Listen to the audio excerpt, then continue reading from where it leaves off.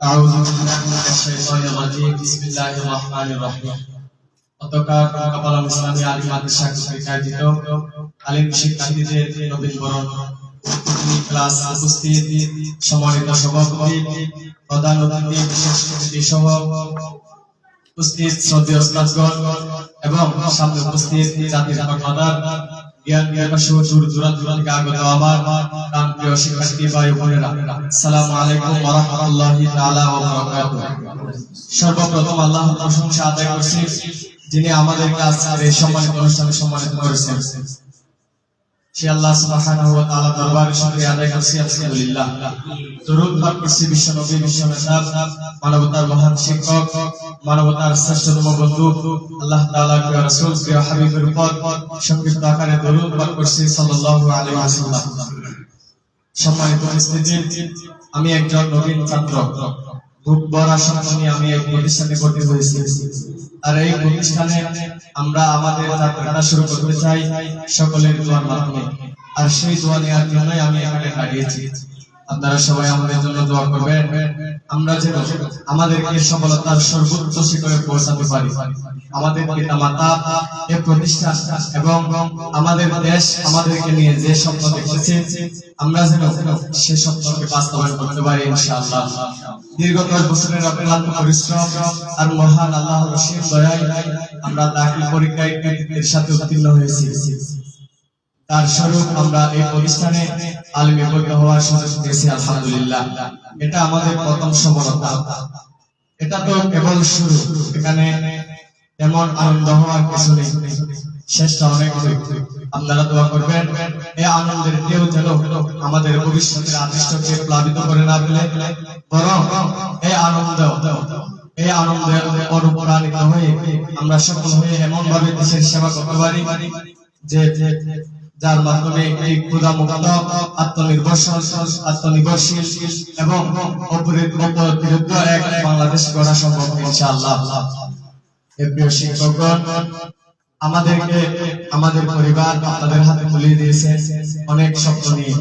আজকে থেকে এখন থেকে আপনারা আমাদের শ্রেষ্ঠ অভিভাবক, আলহামদুলিল্লাহ। প্রিয় শিক্ষকগণ,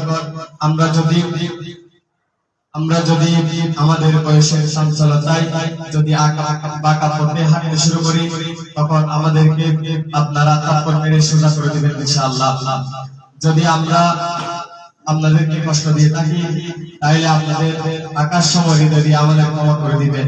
যদি কষ্ট দিয়ে থাকি, আপনারা দিন শেষে আমাদেরকে শাসন করে ঠিক যুক্তি, সঠিক যুক্তি শিখে দিবেন ইনশাআল্লাহ। এটাই আমাদের প্রত্যাশা। কেননা এই শাসনে আমাদের শ্রেষ্ঠ পাথেয়, আলহামদুলিল্লাহ। প্রিয় নবীন ভাই বোনেরা, আপনাদের উদ্দেশ্যে আমার দুটি পরামর্শ থাকবে। একটি হচ্ছে সম্মান। আমাদের দুটি ক্ষেত্রে সম্মান দেখাতে হবে। এক হচ্ছে শিক্ষকদের বেলায়, দুই হচ্ছে বড়দের বেলায়। আমরা যদি বড়দের সম্মান করি, তাইলে বছর শেষে আমরা যখন বড় ভাই হব, তখন ছোটরা আমাদেরকেও সম্মান করবে। আর শিক্ষকদের সম্মান তো শিরোধার্য। প্রিয় শিক্ষকগণ, আপনারা আমাদের শ্রেষ্ঠ অভিভাবক। আজকে থেকে আপনারা আমাদের শ্রেষ্ঠ অভিভাবক, আলহামদুলিল্লাহ। দ্বিতীয় পরামর্শ হলো, কোনো বিষয় নিয়ে অহিংসা বা অহংকার করা যাবে না। কারো কণ্ঠ ভালো থাকতে পারে, কারো মেধা ভালো থাকতে পারে, এ নিয়ে অহংকার করার কিছু নেই। আমি সব জানি, আমারটাই একমাত্র সঠিক, এগুলো থেকে আমাদের বিরত থাকতে হবে ইনশাআল্লাহ।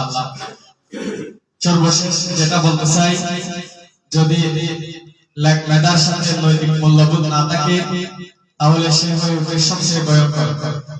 এজন্য আমাদের পড়ার পাশাপাশি আমাদের নৈতিক মূল্যবোধ থাকতে হবে।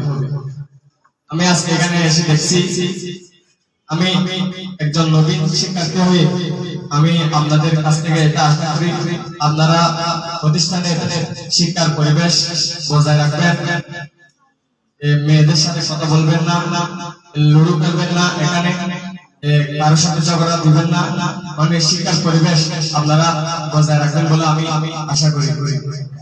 সবার দোয়া কামনা করে আমি আমার সংক্ষিপ্ত কথা এখানে শেষ করছি। আসসালামু আলাইকুম ওয়া রাহমাতুল্লাহ।